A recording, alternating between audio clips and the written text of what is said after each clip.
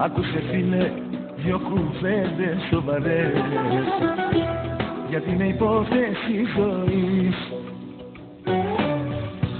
Σε έχει αρρωστήσει αυτή η σχέση, αυτή ρε φίλε να σωθείς.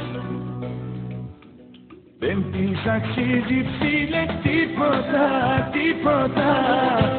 Δεν σου μιλάω για κακό, να μην υπολογίζεις τίποτα, τίποτα. Άκου ένα φίλο αληθινό.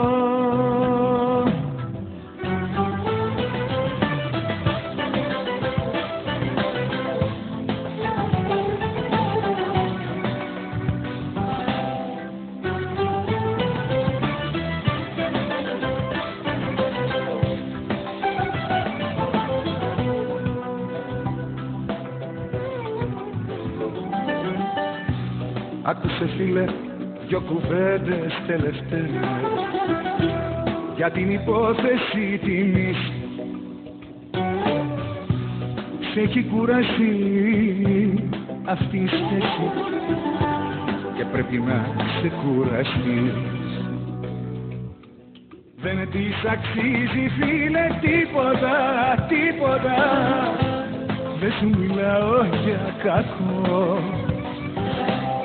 να μην υπολογίσεις τίποτα, τίποτα. Άκου ένα φίλο αληθινό. Δεν της αξίζει φίλε τίποτα, τίποτα. Δεν σου μιλάω για κακό, να μην υπολογίσεις τίποτα, τίποτα. Άκου ένα φίλο αληθινό.